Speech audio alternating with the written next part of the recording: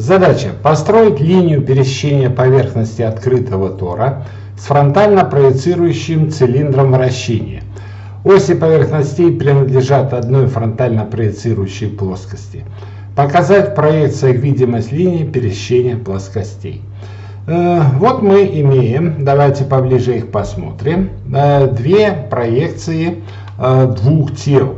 Фронтальная плоскость, здесь у нас есть четвертая часть открытого тора. И здесь вот это изображение, это есть та четвертая часть открытого тора. А также есть у нас цилиндр вращения. И цилиндр вращения является фронтально проецирующим, то есть он перпендикулярен фронтальной плоскости проекции. На горизонтальной, вот это его изображение на горизонтальной плоскости проекции.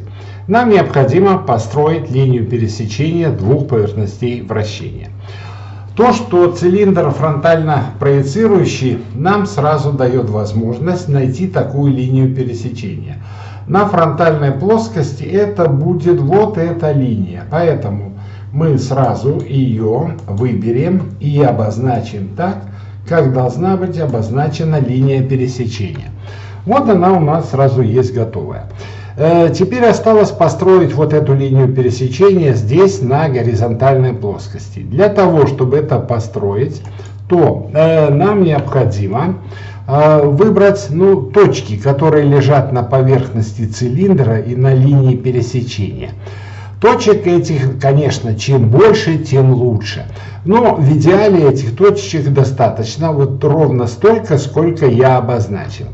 Я обозначил точечки такие. Вот видите, одна вверху, здесь в самой верхней точке. Потом в третье в месте касания, вторая в промежутке, четвертая на оси, пятая в промежутке, шестая на оси, седьмая на оси. Вот этих точек будет достаточно для того, чтобы построить линию пересечения на горизонтальной плоскости. Обратите внимание, что точки 5 и точки 6 я обозначил в скобочках. То есть, что это значит? Это значит, что эти точки вот здесь будут у нас невидимы. А точка 4, точка 7 это будет граница видимой и невидимой линии. Ну а теперь давайте подумаем, чем мы воспользуемся для того, чтобы построить заданные точки на горизонтальной плоскости проекции. Вот посмотрите, если мы с вами рассечем вот так наш тор по горизонтально проецирующей плоскостью, то, что мы увидим здесь, на фронтальной плоскости проекции, мы увидим подобным тору фигуру, у которой, ну давайте я покажу, да, чтобы было понятно.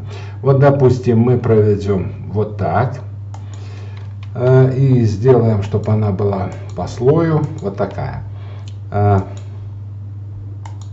по слою. И смотрите, когда мы рассечем, что мы будем видеть? Мы будем видеть, вот я проведу линию сюда и сюда линию связи. Тор к тору у нас относится вот это, да? Проведу. Что мы будем видеть? Вот такую фигуру. Ну, то есть фигуру вот эту, да, получим для четвертой части. Вот эта фигура. И в этой плоскости будут находиться, ну в данном случае, вот смотрите, точка 2 и вот там какая-то другая точка. То есть где вот это пересекает линию сечения, там будет и эта точка. Я специально пошел задом наперед для того, чтобы было понятно, как мы будем это строить. Ну, мы пойдем другим путем, то есть задом наперед. Мы проведем, вот смотрите, давайте начнем с точки 1. Проведем окружность вот так, чтобы она проходила через точку 1. Теперь, вот заканчивается окружность в этой точке. Отсюда проведем линию связи вертикально вниз. И вот смотрите, вот в этом месте вот эта линия будет пересекать цилиндр. я проведу здесь горизонтальную линию. И точка 1, где будет у нас находиться? На этой линии цилиндра. Ну, здесь проводить ее нет необходимости. Нет необходимости. Там еще давайте посмотрим, где будет пересекать нашу, будет вот эта окружность, будет пересекать вот здесь, да, получается, в этой точке. И здесь проведем тоже. Теперь давайте спроецируем точку 1. Да, спроецируем. И точка 1 должна лежать на этой линии здесь и на этой линии здесь. Смотрите, вверху она будет вот тут находиться. Так, я хотел кружочек изобразить радиусом 1 мм. И внизу тоже, смотрите, если мы вот эту линию проведем, то она будет находиться где? Подумаем, давайте. Еще раз. Вот мы провели линию, она пересекает у нас в этом месте, да, окружность. Эту линию мы проведем так, чтобы она пересекала цилиндр вращения, и проведем горизонтально, да, горизонтально. Значит, на этой линии должна находиться точка 1. Вот эта точка 1 и нашлась, да, где она должна быть, да, где она должна быть. Так, есть одна точка. И давайте еще посмотрим. Вот эту вертикальную линию связи пересекает цилиндр еще вот в этом месте. Здесь, если мы проведем горизонтальную линию и на ней найдем точку 1, она будет находиться где? Вот в этом месте. Ну, логично предположить, что эти расстояния должны быть одинаковые, и линия пересечения с этой стороны должны быть симметричны. Вывод для себя какой? Что мы, когда будем строить, у нас должно быть по паре точек, да, по паре точек. Давайте эти точки сразу мы подпишем. Значит, эта точка у нас будет 1, и эта точка будет 1. Подписали. Значит, я уберу линии построения, чтобы вам хорошо было видно каждый раз, как мы будем строить. Ну, чтобы не загромождать, да, наш чертеж. Это у нас получится очень много линий различных. Так, с точкой 1 мы разобрались, да? Ну, давайте подвинем ее чуть поближе, да, чтобы она была здесь вот так, и чтобы было четко видно, к чему она относится. Ну, то есть обозначение я имею в виду. Так, провели. Теперь давайте пойдем по порядку. Следующая точка, это у нас точка 2. Проводим радиусом через точку 2. Далее опускаем вертикальную связь, проводим линии горизонтальные, пересечение сферы. И на этих горизонтальных линиях ищем точку 2. Провели линию вниз. И вот смотрите, вот у нас точка 2 и нашлась. Это и вторая. Ну, некоторые путают, начинают ставить точку здесь. Да? Нет, именно на этой линии. Поэтому я и убираю, чтобы это было видно. Здесь пишем точка 2, здесь подписываем точка 2. Далее, ну, это я уберу, это нам уже не нужно. Нам нужна только точка 2. Дальше, аналогично, поступаем с точкой 3. Но, смотрите, для 3 мы должны вот такую окружность провести, да? Такую окружность, где будет у нас, в нашем случае, вот если мы проведем, ну проведем, ладно, значит проведем, дальше отсюда проведем линию связи, видите, куда она попадает, вот сюда. То есть точка 3 у нас должна лежать на чем? На оси. Вот здесь, и вот она находится. Вот именно в этом месте она находится. Точка 3. Подпишем эту точку 3. вот здесь. И она будет одна, поскольку ось у нас одна. Так, ну тоже удалим лишнее. И дальше рассмотрим. Так, мы удалили и удалили одновременно точку 3, да? Это нехорошо. Пишем 3. Вот так. И точку 3 подвинем. Вот сюда. Есть точка 3. Дальше следующая точка 4. Опять поступаем так же. Проводим через 3 окружность. Находим, где эта окружность будет пересекать у нас сферу. И проводим 2 горизонтальные линии. И теперь на этих линиях ищем. Так, мы через 4 провели, да? Значит, мы ищем точку 4. Так, и смотрите, где она у нас. Ну, видите, она почти попадает сюда. И там, где они будут пересекаться, то есть вот это будет тут, это будет у нас точка 4. 4. Так. Подпишем точку 4. 4 и 4. Так, удалим. Ну, прежде чем удалять, давайте проверим на всякий случай. Мы провели окружность вот через 4, сюда, точка 4, вот она находится здесь. Ну, все правильно, да? Ну, тут что, видите, немножко, может быть, вот и вас, и меня смущает то, что точка 1, 2, 3 и потом 4 тут находится, да? А как же будет идти линия пересечения? Ну, смотрите, она найдется потом. Может быть, она там смущает, но главное точно построить все необходимые точки и точно их подписать. Тогда и проблем у нас не будет. Значит, мы построили 1, 2, 3, 4. Давайте здесь теперь 8, 7 построим, а потом эти, которые невидимы.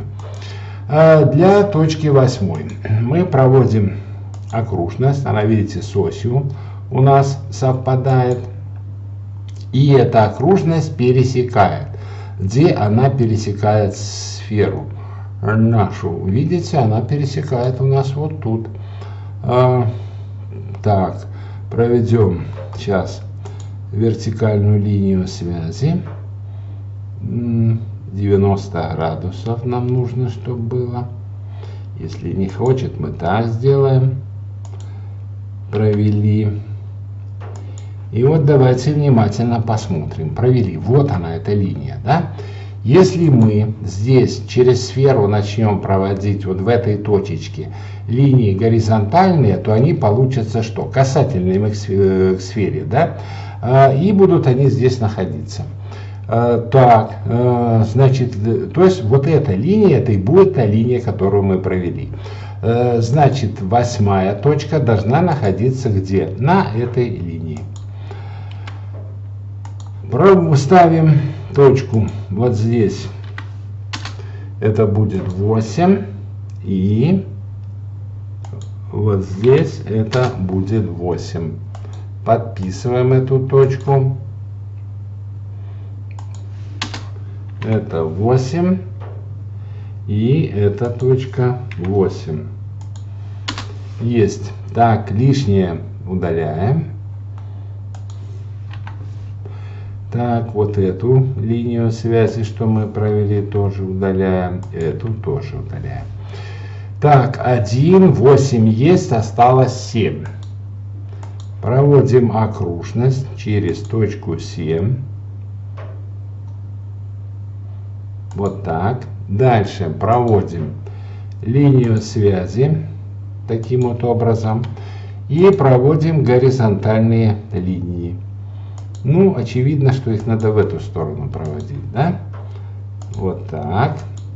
И теперь найдем, где будет точка 7 у нас находиться, да? И вот она тут попадает, да, вот она совпадает с этой линией, да. Значит, точка 7 у нас будет вот тут находиться в этом пересечении.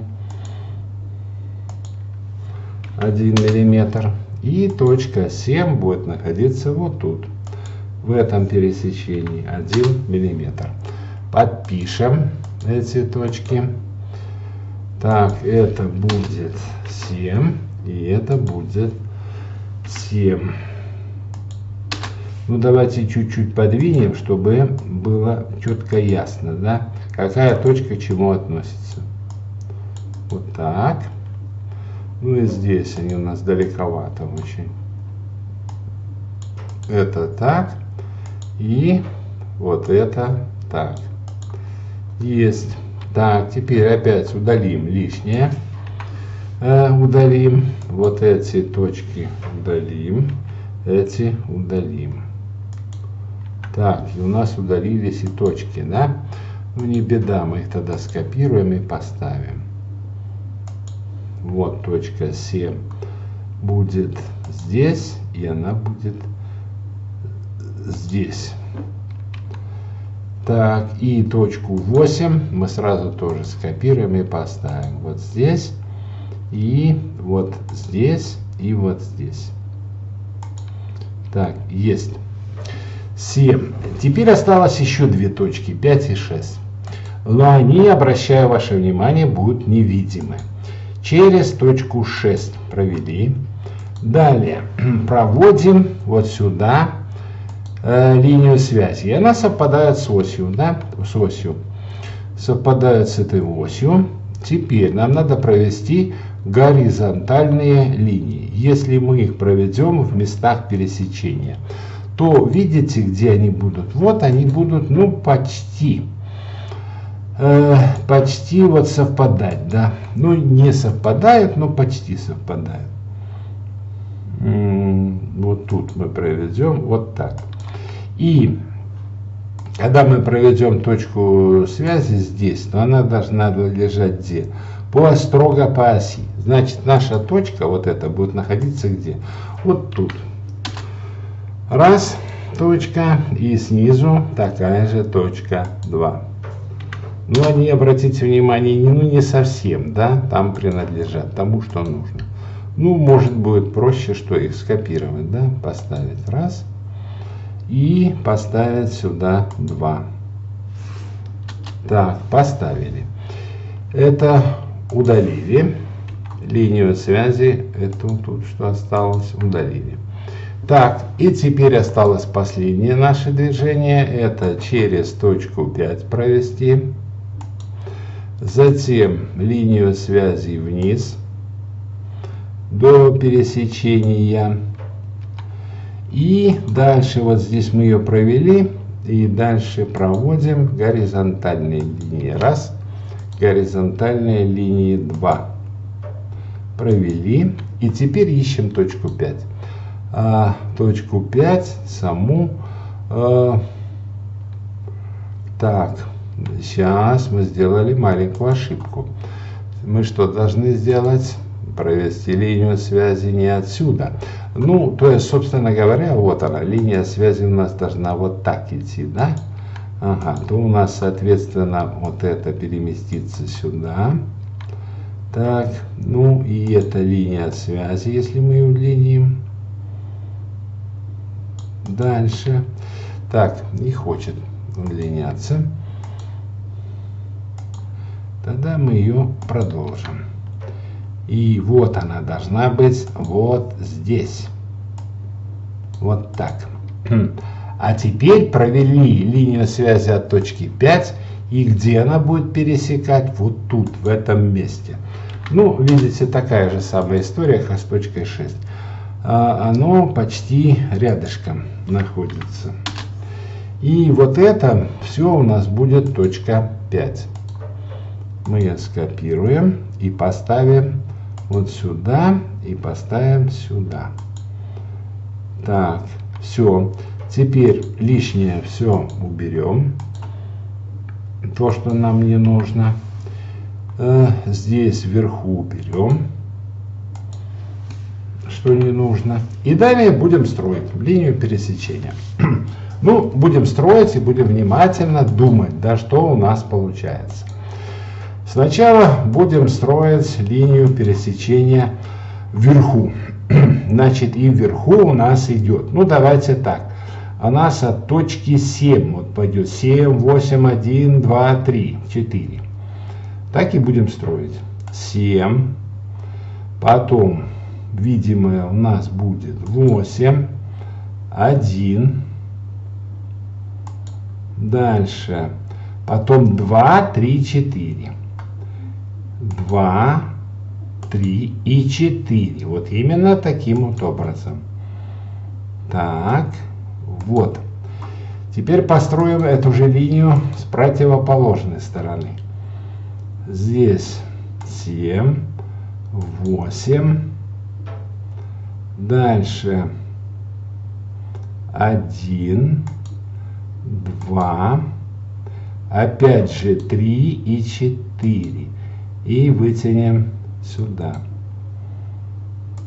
Вот так. Ну, посмотрите, вот здесь я строил кривую линию, то, конечно, она так не может вылезать, да, туда. Она должна быть в пределах. Поэтому я ее вручную поправлю. Ну, а почему? Потому что я, если бы взял больше точек, то было бы точно. Поэтому, то есть мы бы здесь какую-то еще промежуточную точку нашли. Так, и видите, да, получается, это видимо. А теперь мы должны построить невидимый кусочек. Невидимый кусочек. Берем опять кривую. И смотрите, невидимый идет так. 4, 5, 6, 7. Смотрим. 4, 5, 6 и 7. Вот именно так. И с другой стороны. Строим 4, 5, 6, 7. И именно так, да? Вот так. Вот, собственно говоря, линия построена. Ну вот если теперь мы напрягем свое такое воображение, то мы, наверное, можем себе представить, да, как у нас цилиндр входит вот в это тело, в тор, да, и вот он здесь, это мы видим линию, видим дальше, что выходит. Ну и дальше мы сейчас сразу можем сделать что? Видимость поправить. И вот смотрите, очевидно, что до этой точки, вот здесь мы будем видеть, ну вот так, мы будем видеть наш цилиндр вращения. И здесь тоже мы будем, вот до этой точки будем видеть, да? Получается, ну, сейчас давайте подумаем, а может даже больше. Мы видим точку 3, а вот тут уже вот этот тор, мы тор видим, а цилиндр, вот тут начинается линия пересечения. Ну, да, вот так мы видим, и вот так это хорошо видно, да, как оно, цилиндр туда заходит. Так, это снизу не видно, сверху видно. И здесь то же самое. Вот эта линия должна идти до точки 7. До точки 7. И здесь эта линия должна идти до точки 7. Так, теперь давайте подумаем с поверхностью. Раз мы тут видим цилиндр, то вот этот кусочек мы вот тут не должны видеть. Тут у нас должна быть что? Вот так. А вот эта невидимая часть должна продолжаться вот сюда. Так, ну и с той стороны тоже. Вот эту мы задвигаем. Вот сюда дугу. А эту продлеваем. Так, еще раз теперь напрягем свое воображение и посмотрим. Ну да, теперь понятно. Вот видите, кусочек цилиндра вот такой мы видим. И снизу такой же мы видим по линии пересечения. Остальное невидимое. Так, невидимое. Если мы вот это сверху видим, да, так, подождите, мы тут продлили. У нас вот она линия пересечения. То есть мы вот так вот это должны видеть, да. То получается... вот эту часть мы что, тоже должны ее не видеть, да? Ну, как не видеть, мы должны ее здесь иметь как, ну, пунктирную линию. Я так ее и обозначу. И вот здесь вот этот кусочек тоже, да? Линия пунктирная. Вот. И проведем вот здесь. Так.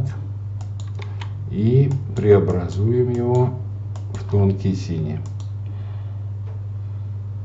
Пунктирный. Так, ну теперь еще раз подумаем, что мы тут видим, что мы не видим. Так, ну да, вот так. Потом видим линию пересечения и все. Ну что, все, на этом задача наша решена.